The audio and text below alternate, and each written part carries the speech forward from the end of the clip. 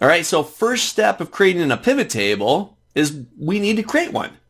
So open in front of you, I've got the example file, Excel 102 exercises, and I'm on the sales data worksheet. Got a simple little list here.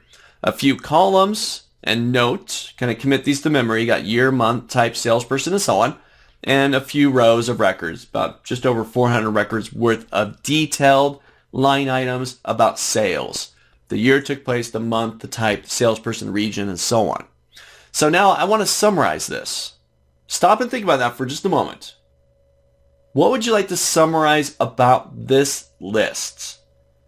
Do I want to get total sales by month, by year? Do I want to get total sales by type and who sold it, who is a salesperson? Do I want to break out total sales by region?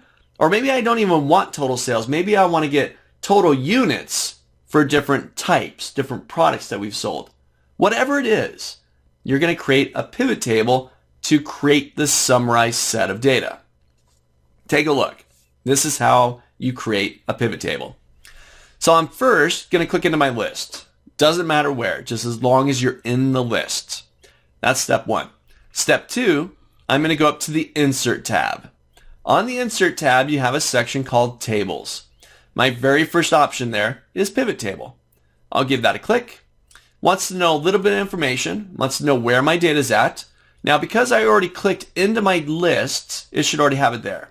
A4 to H448. If it's wrong, you can go out there and select it yourself. Okay? But remember, just click into your list, then go to Insert Pivot Table, and it should grab it for you. Next thing it wants to know is, well, where do you want to build the pivot table? For our exercise here, I'm going to put it into a new worksheet. So it's going to create a new tab down below for me. I could put it into an existing one, but once again, for my exercise, we'll do a new one. I'm going to hit OK. And I've now created a new tab. There it is, sheet 1. I'm going to give it a double click just to rename it. I'll call it Pivot Table. There we go.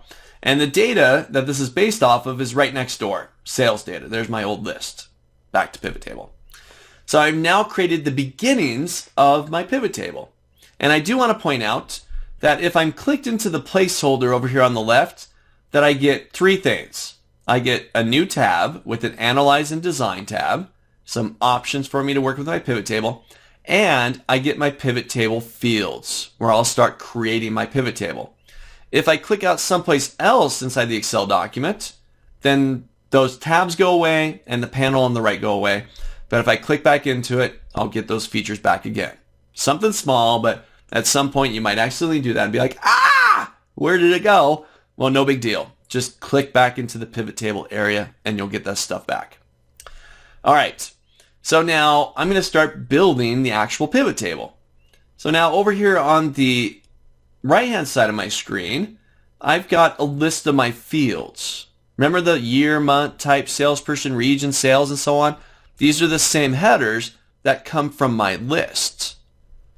So inside of there, I'm going to start dragging these. It's a simple click and drag process to create a pivot table. I'm just going to drag them into one of 4 areas down below to start building this little summarized spreadsheet based on that list of 400 plus records. So I want to do, I'm going to grab salesperson, left click, and drag it down to the row section. As soon as I let go, right away, Excel is starting to build my pivot table. And it's already summarized. It's got my 5 unique salespeople. Well, now, what do I want to know about those salespeople?